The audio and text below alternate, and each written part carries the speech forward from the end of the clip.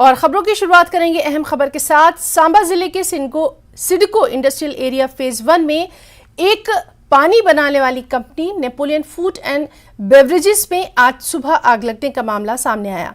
जानकारी के अनुसार आज सुबह 7 बजे के करीब कंपनी के अंदर से धुआं निकलता दिखाई दिया। वहां मौजूद लोगों ने तुरंत इसकी सूचना सांबा पुलिस और दमकल विभाग के अधिकारियों को दी। इसके बाद दमकल विभाग की 2 गाड़ियां मौके पर पहुंची और कड़ी मशक्कत के बाद इस आग पर काबू पाया गया।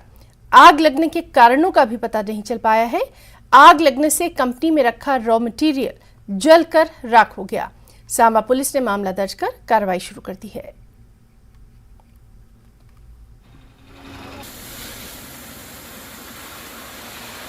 आज हमें 8:22 पर मैसेज मिली, तो 8:23 पर हम जहाँ पहुँच गए थे। हमारे नियरेस्ट वे 1 किलोमीटर के करीब है, 1 किलोमीटर से कम का एरिया डिस्टेंस है। जो हम आग पर पहुँचे तो हमने देखा कि चारों ओर फैक्ट्री में धुआं ही धुआं। मुझे लगता है ये आग पहले की लगी होगी, तभी ये लेट हमें मैसेज पहुँची है, किसी ने देखी होगी। तो फिर हम यहाँ अंदर पहुँचे, यूँ ही पहुँचे हमने चारों ओर से उसको आग को काबू कर लिया है। अब धुआं ही है, इसमें ज़्यादा जो ही था अपना डबल स्टोरी बिल्डिंग थी। डबल स्टोरी बिल्डिंग में नीचे इनका ऑफिस प्लस मशीनरी वगैरह जो पैकिंग होता है पानी का वही था। तो फर्स्ट फ्लोर में इन्होंने अपना गोडाउन रखा था रॉ मटेरियल, जिसमें कार्डबोर्ड, एम्प्टी बॉटल, जिसमें हमारा पानी पैक होता है। तो ऑपरेशन चल रहा है, फिलहाल आग कंट्रोल में है।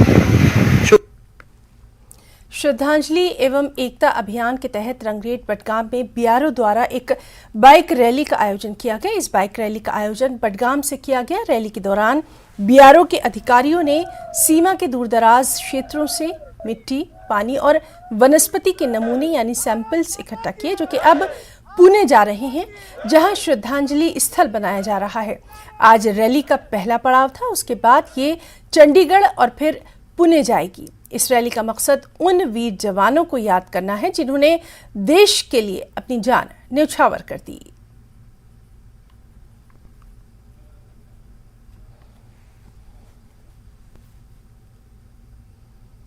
ऑर्गेनाइजेशन की जानिब से बाइक रैली मुनक्कद की जा रही है। दरअसल ये बाइक रैली इन्होंने जो रिमोट एरियाज है वहां पर सैंपल्स इकट्ठे किए हैं। ये सैंपल्स पुणे जा रहे हैं, जहां पर श्रद्धांजलि स्थल बनाया जा रहा है, वहां पर इनको रखा जाएगा। मजीद तफसीलात के लिए मेरे साथ बीआरओ के चीफ इंजीनियर है, वो मजीद तफसीलात देंगे किस तरह की ये रैली है और किन किन फेज से ये रैली पुणे पहुंचेगी। सर, आज ये रैली यहाँ पर शुरू होगी, कहाँ कहाँ ये जाएगी और पहला पड़ाव कहाँ है? और ये रैली तो इनफैक्ट बहुत पहले से शुरू हो गई है। हर आरसीसी के हर कोने से जब इस जल को इकट्ठा किया गया और इन पौधों को लिया गया, वहाँ से वो आरसीसी हेडक्वार्टर्स तक आए, फिर वो टास्क फोर्स हेडक्वार्टर तक आए, और आज हम टास्क फोर्स हेडक्वार्टर्स से भी यहाँ तक पहुँच चुके हैं। और प्रोजेक्ट हेडक्वार्टर से लेकर के हम साथ हमने नदियों का जल इकट्ठा किया है और वहाँ का हमने पौधे लिए हैं। यहाँ से लेकर के अगला पड़ाव है वो पूना तक इनको लेके जाना है, और ये 2 फेज में किया जाएगा। पहले फेज में हम इन सबको यहाँ से जवाहर टनल तक अपने मोटरसाइकिल्स में लेके जाएंगे, और जवाहर टनल के आगे पूना तक इनको हम गाड़ी में लेके जाएंगे। मुझे बताइए सर, मकसद क्या है? आप सैंपल जमा कर रहे हैं, बाइक रैली, क्या मैसेज देना चाहते हैं आप? ये पूरा एडवेंचर, जैसे मैंने आपको पहले बताया, एडवेंचर किसी भी ऑर्गेनाइजेशन में मोराल और मोटिवेशन बढ़ाने के लिए एक बहुत इफेक्टिव और इम्पोर्टेंट टूल है। और इसी को मद्देनजर रखते हुए बॉर्डर रोड्स में जितने भी हमारे कर्मयोगी हैं, उनके योगदान को, उनके बलिदान को, उनके परिश्रम को, जिनकी वजह से ये ऑर्गेनाइजेशन आज अपने कंधों में खड़ा हुआ है एक बड़ी शान के साथ, उनको श्रद्धांजलि देना और साथ ही साथ ऑर्गेनाइजेशन में मोराल बढ़ाना, this is the basic aim of this complete expedition. अच्छा, श्रद्धांजलि स्थल जो आपने कहा पुणे में बनाया जा रहा है, वहाँ पे ये रखा जाएगा, उसके बाद क्या वहाँ पे किस मकसद से इनको रखा जाएगा और कुछ खास वहाँ पे होने वाला है? जी, border road centre road school एक ऐसी जगह है जहाँ पे बॉर्डर रोड्स में आने वाला, ज्वाइन करने वाला कोई भी नया कर्मयोगी वहाँ पे अपनी इनिशियल ट्रेनिंग पाता है, और अपनी इनिशियल ट्रेनिंग पाने के बाद फिर वो अपनी यूनिट में पोस्टिंग जाता है। ज्वाइन करने के बाद भी हर साल किसी ना किसी ट्रेनिंग की वजह से दोबारा वहाँ पे जाना पड़ता है। तो एक ऐसी जगह है जहाँ पे बेसिक इथॉस हमारे इस ऑर्गेनाइजेशन का डेवलप होता है, और इससे अच्छी जगह मेरी समझ से श्रद्धांजलि को देने का या स्थापित करने का और कोई जगह नहीं थी, तभी इसका वहाँ किया जा रहा है। Thank you. तो नाज़रीन, जैसे मैंने आपको कहा कि ये रैली यहाँ से आज शुरू होगी। रंगरेट बडगाम जो बीकन का हेडक्वार्टर, वहाँ पे ये रैली शुरू होगी। यहाँ पर ये जो बाइकर्स है ये इसको अनंतनाग लेके जाएंगे, क्योंकि आज पहला पड़ाव है, और अनंतनाग से ये फिर चंडीगढ़ जाएगी। गाड़ियों में इसे ले जाएगा। थोड़ा सा आपको दिखाना चाहेंगे, यहाँ पर सैंपल्स है और ये सैंपल्स जो है इनको लिया जाएगा जहाँ पर श्रद्धांजलि स्थल बन रहा है, इनको वहां पर रखा जाएगा। इस रैली का मकसद यही है, ये जो पौधे इन लोगों ने सैंपल्स जमा किए हैं उन रिमोट एरिया से जमा किए हैं जहां पर भी जो बीकन अपना काम कर रही है, और आज उन वीर जवानों को याद किया जा रहा है जिन्होंने लाइन ऑफ ड्यूटी में अपनी जान निछावर की है। न्यूज़ 18 के लिए रंगरेड बड़गाम से मैं आबिद हुसैन। खबर जम्मू से है, जहां मेगा इन्वेस्टर समिट का आयोजन किया जा रहा है और इस बैठक में देश भर के निवेशक हिस्सा ले रहे हैं। समिट में केंद्रीय मंत्री अर्जुन राम मेघवाल भी शिरकत कर रहे हैं। समिट का मकसद यूटी में निवेश को बढ़ाना है।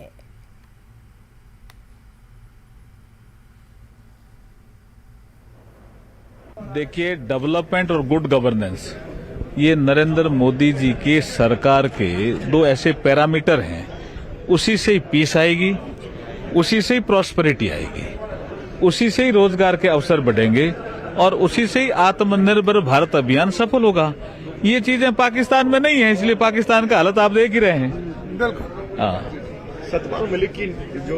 उस पे सारी चीजें सामने हैं आपके। सर, आज अमृतपाल को पकड़ लिया गया है, अब तक पंजाब के हालात अब ठीक होंगे? देखिए, मैं 2 दिन से दिल्ली में एक बुद्धिस्ट ग्लोबल समिट में था और उसमें लेह लद्दाख से भी लोग थे। सब लोग चाहते हैं जी कि संसार में पीस हो, और पीस को कौन लीड करेगा संसार में? इंडिया ही कर सकता है जी। तो ये जो आप अलगाववाद, जो आतंकवाद, ये भारत में रहने वाले लोगों के दिलों में नहीं है जी। ये कहीं बाहर से आते हैं, लेकिन भारत की सरकार ये चाहती है कि हम डेवलपमेंट और गुड गवर्नेंस के माध्यम से सभी नागरिकों का भला करेंगे, सभी का दिल जीतेंगे और देश को एक और श्रेष्ठ बनाएंगे। बहुत बहुत धन्यवाद। पुंछ हमले में घायल जवानों का इलाज जारी है। लेफ्टिनेंट जनरल उपेंद्र द्विवेदी ने अस्पताल पहुंचकर घायल जवानों से मुलाकात की, उनका हालचाल जाना।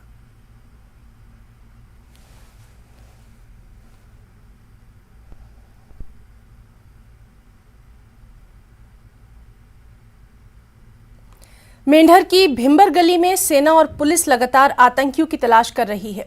गौरतलब है कि गुरुवार दोपहर आतंकियों ने सेना के एक ट्रक पर घात लगाकर हमला किया था। इस हमले में 5 जवान शहीद हो गए थे। इस हमले के बाद से मेंढर में पुलिस और सेना के जवानों का सर्च ऑपरेशन जारी है। इस हमले के बाद कई लोगों को हिरासत में लेकर पूछताछ की जा रही है। भिंबर गली हाईवे खोल दिया गया है।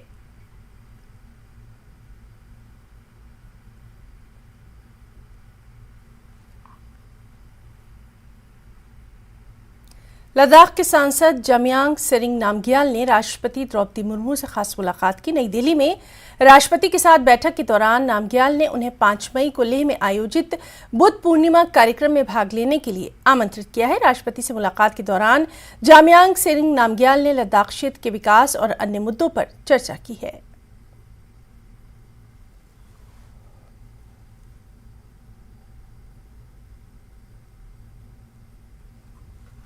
एक और अहम खबर, अमृतपाल सिंह को आखिरकार पंजाब पुलिस ने गिरफ्तार कर लिया।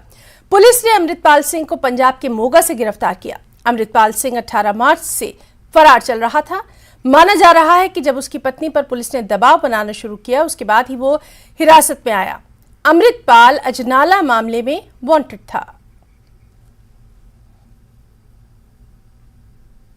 ਇਹ ਜਿਹੜਾ ਆਪਰੇਸ਼ਨ ਆ ਪਿਛਲੇ 35 ਦਿਨ ਤੋਂ ਚੱਲ ਰਿਹਾ ਸੀਗਾ। ਜਦੋਂ ਪਿਛਲੀ ਵਾਰੀ 28 ਤਰੀਕ ਨੂੰ ਹੁਸ਼ਿਆਰਪੁਰ ਤੋਂ ਸਕਾਉਂਟ ਕੀਤਾ ਸੀਗਾ, ਸੋ ਲਗਾਤਾਰ ਇਹ ਜਿਹੜਾ ਆਪਰੇਸ਼ਨ ਜਾਰੀ ਸੀਗਾ, ਕਿਉਂਕਿ ਇੱਕਦਮ ਯੂ ਕੈਨ ਸੇ ਆਇਡੈਂਟੀਫਾਈ ਕਰਨਾ ਕਿ ਬੰਦਾ ਕਿੱਥੇ ਹੋਊਗਾ ਪੋਸੀਬਲ ਨਹੀਂ ਸੀਗਾ। ਪਰ ਜਿਹੜਾ ਅੱਜ ਵਾਲਾ ਆਪਰੇਸ਼ਨ ਹੋਇਆ ਕੰਕਰੀਟ ਆਪਰੇਸ਼ਨ ਸੀਗਾ, ਪ੍ਰੋਪਰ ਇਨਫੋਰਮੇਸ਼ਨ ਸੀਗੀ ਔਰ ਇਹਨੂੰ ਬਹੁਤ ਵਧੀਆ ਤਰੀਕੇ ਦੇ ਨਾਲ ਪ੍ਰੋਪਰ ਸੰਜਮ ਦੇ ਨਾਲ ਪੇਸ਼ੈਂਸ ਦੇ ਨਾਲ ਇਹਨੂੰ ਅੰਜਾਮ ਦਿੱਤਾ ਗਿਆ।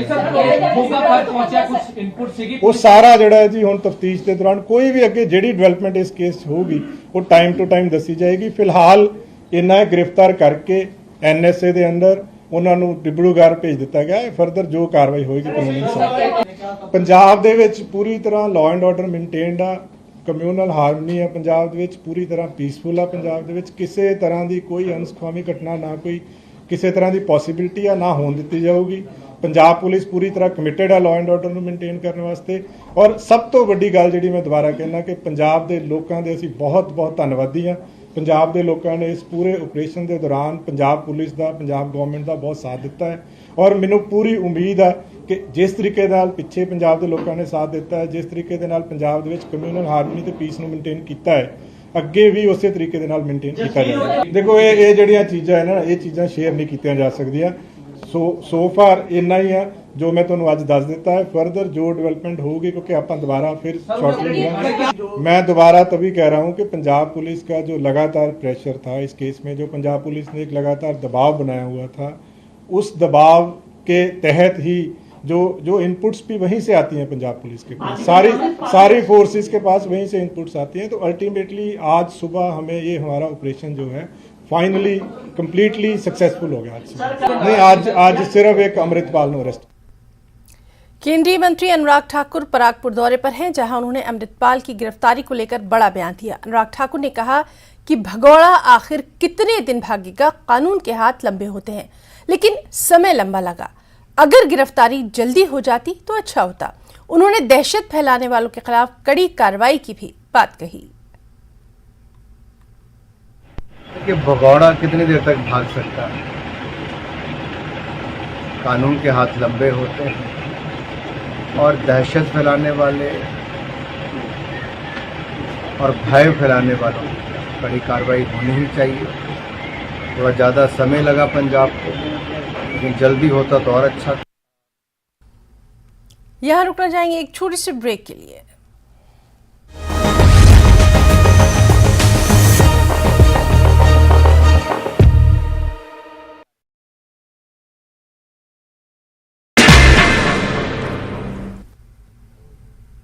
नमस्कार, धार भी रफ्तार भी में आपका बहुत स्वागत करते हैं। मैं हूं आपके साथ हिना जुबैर। शुरुआत करेंगे अहम खबरों के साथ।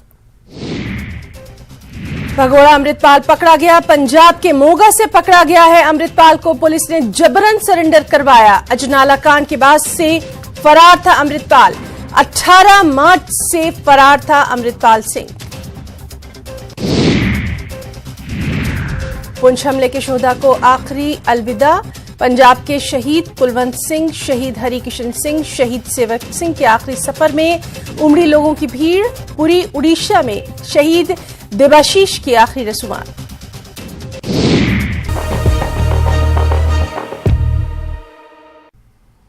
और ब्रेक के बाद कुछ खबरें हिमाचल प्रदेश से भी हैं। शिमला नगर निगम चुनाव बीजेपी जारी करेगी घोषणा पत्र।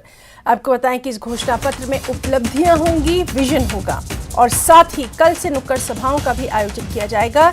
मैनिफेस्टो कमेटी के अध्यक्ष गणेश दत्त मौजूद रहेंगे। हिमाचल बीजेपी के कई बड़े चेहरे भी, बड़े नेता भी इस अहम मौके पर मौजूद रहेंगे।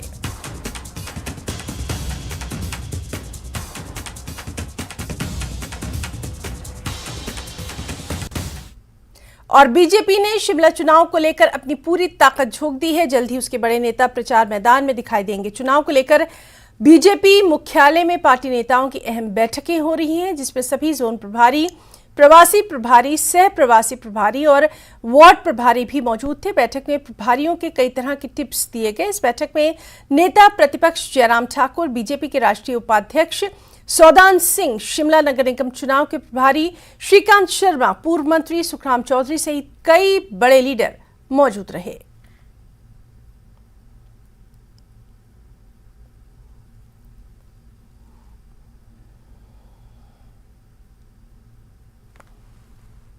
और हिमाचल प्रदेश में शिमला नगर निगम चुनाव की जंग है कि तेज होती जा रही है। 34 वार्डों के लिए होने वाले चुनाव के लिए अब दिग्गज नेता भी चुनाव प्रचार में उतरने लगे हैं।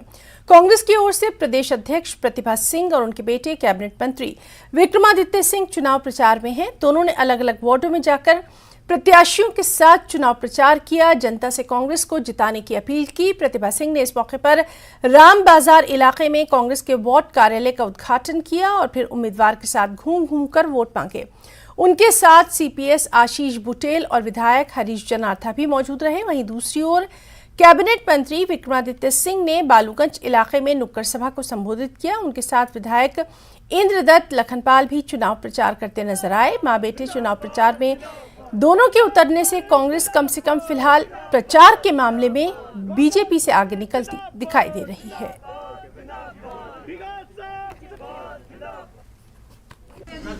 देखिए, आप जानते हैं कि हर चुनाव महत्वपूर्ण होता है, तो हमने हर एक चुनाव को बड़ा सीरियसली लिया है। पिछले विधानसभा में भी हम जब चुनाव में उतरे थे तो बहुत सी चुनौतियां हमारे सामने थी, पर उसके बावजूद हमने विजय हासिल की है। उसी तरह कॉरपोरेशन के इलेक्शन में भी आज हम जनता के दरबार में आए हैं, जनता से फरियाद करने आए हैं कि हमारी सरकार है, कांग्रेस की सरकार है, आप लोग कांग्रेस को समर्थन देंगे और जो भी संभव हो सकेगा उसमें हम भरसक प्रयास करेंगे उन कामों को आगे बढ़ाने की और करने की।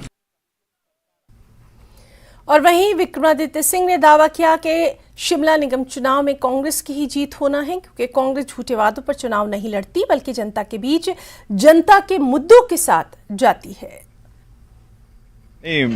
बहुत अच्छा रिस्पांस है लोगों का और ये हमारा निर्वाचन क्षेत्र है। अभी कुछ ही महीने पहले लोगों ने बहुत अच्छा मुझे यहाँ से अपना आशीर्वाद दिया है, प्यार दिया है और आज हम फिर से मैदान में उतरे हैं जनता का आशीर्वाद प्राप्त करने के लिए। मुझे विश्वास है हमारे मुख्यमंत्री जी सुक्खू जी और हमारी पार्टी अध्यक्षा प्रतिभा सिंह जी के नेतृत्व में हम इन चुनावों को फतेह करेंगे और शिमला के अंदर मेयर और डिप्टी मेयर जो है वो कांग्रेस पार्टी का बनेगा। बहुत से मसले हैं, पार्किंग के बहुत से मसले हैं, स्मार्ट सिटी के नाम पर बहुत पैसा केंद्र से आया है, मगर उसका सही उपयोग जो है वो इस इलाके के लिए शिमला शहर में नहीं हो पाया। कई जगहों पे जहाँ पे हुआ है एक्सेसिव तरीके से जो है उसकी फजूल खर्ची की गई है, सिर्फ डंगे लगाए हैं। कई जगहों पे जहाँ पे कई फ्लाईओवर टाइप बनाए हैं वहाँ पे इतना मोटा सरिया, इतना मोटा उसमें लोहा इस्तेमाल किया है जिससे उससे 10 गुना ज़्यादा जो है वो वॉक ओवर ब्रिज बन सकते थे। इस तरीके से जो सरकारी पैसे का दुरुपयोग किया है ये बहुत दुर्भाग्यपूर्ण है। इसका जनता भी इस चीज़ को देख रही है और आने वाले समय में इसकी इंक्वायरी भी एमसी द्वारा करवाई जाएगी क्यों इस तरीके का स्मार्ट सिटी का पैसे का दुरुपयोग किया गया, नंबर 1। और साथ ही साथ जो हमारे मैंने पार्किंग की बातें करी, हेल्थ फैसिलिटीज को बढ़ावा देने के लिए मोहल्ला क्लिनिक्स हर वार्ड में खुले, इसके लिए हम प्रयास कर रहे हैं। सुखविंदर सिंह सुक्खू ने चंडीगढ़ में हरियाणा के सीएम मनोहर लाल खट्टर से खास मुलाकात की, उनके साथ विभिन्न द्विपक्षीय मामलों पर विस्तार से चर्चा की। सीएम सुक्खू ने मनोहर लाल खट्टर को अवगत कराया कि हिमाचल सरकार की ओर से हिमाचल में स्थापित जल विद्युत परियोजनाओं पर लगाए जाने वाले उपकर से हरियाणा को कोई नुकसान नहीं होगा। साथ ही उन्होंने कहा कि हिमाचल प्रदेश की ओर से लगाए जाने वाला जल उपकर जल पर नहीं बल्कि प्रदेश में कार्यरत लगभग 172 जल विद्युत परियोजनाओं पर विद्युत उत्पादन पर लगाया जाएगा। वहीं हरियाणा सीएम ने कहा कि पड़ोसी राज्य हिमाचल है जिनसे पानी और अन्य विषयों पर चर्चा हुई है। रेणुका डैम और वाटर सेस को लेकर भी चर्चा हुई है। जो हमारा जनरेशन प्रोसेस है वो जो हिमाचल प्रदेश में 172 हाइड्रो प्रोजेक्ट है उस पर लागू किया गया। अब कितना असर पड़ेगा कितना नहीं पड़ेगा वो आगे सचिव लेवल पर बैठक में बात आगे आएगी। और जहाँ तक कानूनी प्रक्रिया की बात है कि कितना असर पड़ता है और कितना नहीं पड़ता है कि क्या मामले हैं, वो तो सब संवाद के जरिए ही हल किए जा सकते हैं। तो हमारा अभी पहली संवाद हुआ, कुछ चीज़ें इन्होंने हमें ध्यान में लाई कि ऐसा हो सकता, तो हमने इनको कहा कि ऐसा नहीं हो सकता। फिर उसके बाद हमारी एक सहमति बनी कि सचिव स्तर पर भी हमारी बैठकें जारी रहेगी। दूसरा, ये तो एक मुद्दा था। उसके बाद किसाऊ का मुद्दा काफ़ी लंबे समय से अटका पड़ा था, जिसमें हरियाणा भी हमारा पार्टनर है और उत्तराखंड भी पार्टनर है। उसमें कुछ हिमाचल की तरफ से आपत्तियाँ थी, उसका समाधान की बात की गई है।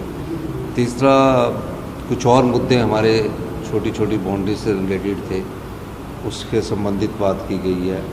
हमारा एक बद्दी से रोड जाता है शीतला, जिसमें हरियाणा का पार्ट है, उसको जोड़ने की बात की गई है। इन सब मुद्दों पर एक कंक्रीट चर्चा हुई है और जो थोड़ी बहुत कन्फ्यूजन आज बातचीत से पता लगा, कुछ आगे बातचीत से करेंगे। इनको कुछ और डाउट है वो हम क्लियर करेंगे, जो इनके डाउट है, जो इनको शंका है, वो हमारे सेक्रेटरी लेवल पर आके करेंगे। ना हरियाणा पर डायरेक्ट सेस है ना पंजाब पर है। माननीय मुख्यमंत्री जी का कहना है कि हमारे जो प्रोजेक्ट है जिनसे हम बिजली खरीदते हैं वो रेट बढ़ाएंगे। ये है इनका मेन मकसद क्या है कि हरियाणा के साथ तो हमारा कोई ऐसी बात ही नहीं है, पंजाब के साथ, पर जिन भी पावर प्रोजेक्ट वालों से ये बिजली खरीदते हैं, जो हमारा सेस लगेगा उस सेस के आधार पर वो हमारे रेट बढ़ा सकते हैं और उसका भुगतान हमें भी करना पड़ेगा। ये माननीय हरियाणा को भी करना पड़ेगा। उस संदर्भ में हमारी बातचीत आगे जारी रहेगी। पड़ोसी प्रदेश है और पड़ोसी प्रदेश का अपना एक संबंध होते हैं, तो उस नाते से बहुत से इश्यूज होते हैं जिसमें पानी का एक विषय है अपने आप में। कुछ इश्यूज हमारे बिजली को लेकर के, कुछ हमारे नए प्रपोजल्स हैं, तो उस नाते से कई विषयों पर हमारी चर्चा हुई है। जैसे पानी वाले विषय पर मैं अगर कहूँ तो रेणुका डैम और हमारे जो लखवार और किसाऊ डैम, उस पर चर्चा हुई है। खास करके किसाऊ डैम का जो अभी MOU होना है, उस MOU में पिछली सरकार के समय, जब हिमाचल में पहले सरकार थी, उस समय जो बातचीत थी उसको आगे बढ़ा करके, और हमारे जो केंद्रीय मंत्री शेखावत जी हैं उनको एक प्रकार से बैठा करके हम साथ करेंगे बात, और उसका एक MOU जल्दी हो जाए। मुख्यमंत्री सुखविंदर सिंह सुक्खू ने इस बार विधानसभा चुनाव में सबसे कम खर्च किया है। एसोसिएशन फॉर डेमोक्रेटिक रिफॉर्म्स यानी ADR और हिमाचल प्रदेश इलेक्शन वॉच ने विधानसभा चुनाव के बाद 66 विधायकों के चुनाव खर्च के विवरण का विश्लेषण पेश किया, जबकि 2 विधायकों के चुनाव खर्च का विवरण उपलब्ध नहीं हो पाया। इस बार चुनाव में विधायकों के खर्च की सीमा 40 लाख रुपए थी। इसके तहत चौपाल के विधायक बलवीर वर्मा ने सबसे ज्यादा 36,92,821 रुपए, वहीं CM सुक्खू ने 11,25,554 रुपए खर्च किए। कांग्रेस के 40 विधायकों ने औसतन 22,87,899 रुपए खर्च किए। वहीं भाजपा के 23 विधायकों ने 28,89,517 रुपए खर्च किए।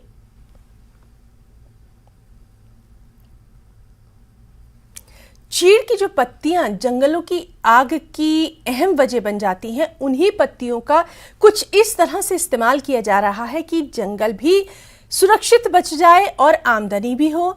जाइका यानी जापान इंटरनेशनल कॉर्पोरेशन एजेंसी परियोजना के तहत मंडी वन मंडल में विभिन्न स्वयं सहायता समूहों का गठन करके ग्रामीण महिलाओं को आत्मनिर्भर बनाया जा रहा है। उन्हें स्वरोजगार के साथ जोड़ने के तहत जंगलों में गिरी चीड़ की पत्तियों से उत्पाद बनाना सिखाया गया है, जिससे न केवल चीड़ की पत्तियों का बखूबी इस्तेमाल किया जा रहा है, बल्कि उनसे सुंदर सुंदर चीजें बनाकर आमदनी भी की जा रही है। इसमें छोटी खूबसूरत टोकरियां शामिल हैं, रंग बिरंगे फ्लावर पॉट, चपाती रखने का box, pen stand, coaster set और फ्रूट ट्रे शामिल है।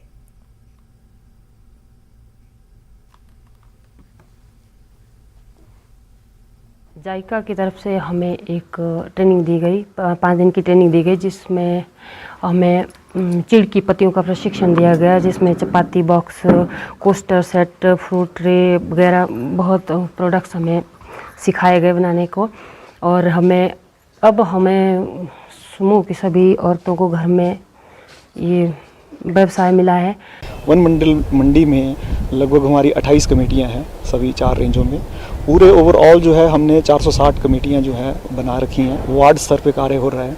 इसमें मुख्यतः हम सस्टेनेबली फॉरेस्ट इकोसिस्टम का जो मैनेजमेंट है उसको कर रहे हैं, साथ में आजीविका सुधार है और बायोडाइवर्सिटी कंजर्वेशन में भी हम ताकि हम विविधता जो है वो ला सकें। चीड़ पाइन नीडल्स जिनकी वजह से फॉरेस्ट फायर लगती है, हमने उनको कलेक्ट करके उनके ब्रिकेट्स जो है हमारे यहाँ बनाना शुरू किए हैं। 5 यूनिट्स ब्रिकेट्स के जो है प्राइवेट एंटरप्रेन्योर्स ने यहाँ पे खोल रखे हैं, उनमें से 2 IIT मंडी के साथ कोलैबोरेशन में है। तो ये जो चीड़ पाइन की नीडल्स हैं उनको छोटे छोटे ब्रिकेट्स में बनाते हैं और वो ब्रिकेट्स जो हैं आगे बेचे जाते हैं सीमेंट इंडस्ट्रीज़ को या जहाँ पे फ्यूल वुड कम होता है उस तरफ। तो इससे लोगों को भी आमदनी हो जाती है जो पाइन नीडल्स कलेक्ट करते हैं और साथ ही साथ जंगल भी बच जाते हैं। हमीरपुर के ठाकुर राम सिंह इतिहास शोध संस्थान नेरी में 2 दिवसीय राष्ट्रीय परिसंवाद का आयोजन किया जा रहा है। नेरी संस्थान में 2 दिवसीय परिसंवाद के पहले दिन राज्यसभा सांसद इंदु गोस्वामी ने बतौर मुख्य अतिथि शिरकत की। वहीं राष्ट्रीय स्तरीय परिसंवाद में दिल्ली, पंजाब, हरियाणा, गुजरात और राजस्थान तथा मध्य प्रदेश, जम्मू कश्मीर, पूर्वोत्तर भारत और हिमाचल के विभिन्न विश्वविद्यालयों और संस्थाओं के विद्वान अपने शोध पत्र प्रस्तुत कर रहे हैं। शुरू से इस समाज से भी आप रहे हैं और आपके मन में एक इच्छा थी कि क्यों ना। शिमला के रिज मैदान में हिमाचल आर्ट कल्चर फेस्टिवल का खास आयोजन किया गया। इस आयोजन में पूरे देश के 40 आर्टिस्ट भाग ले रहे हैं। इस फेस्टिवल में 3 आर्टिस्ट रशिया से, 1 नेपाल से, 18 प्रदेश के बाहरी राज्यों के, 10 हिमाचल के और 8 आर्टिस्ट प्रदेश के स्कूल और कॉलेज के भाग ले रहे हैं। बता दें कि स्टेट म्यूजियम हिमाचल प्रदेश की ओर से ये 3 दिवसीय आर्ट फेस्टिवल कराया जा रहा है। इस दौरान जितनी भी पेंटिंग्स कलाकारों द्वारा बनाई जाएंगी उन्हें गेयटी थिएटर की आर्ट गैलरी में रखा जाएगा और कुछ समय बाद उनकी एग्जीबिशन लगाई जाएगी।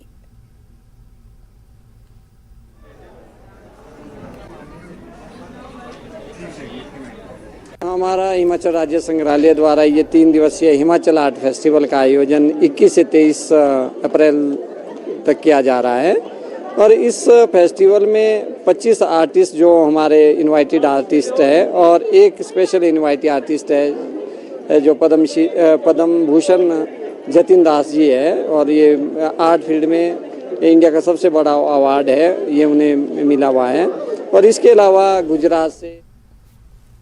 तो खबरों में फिलहाल इतना ही। नमस्कार।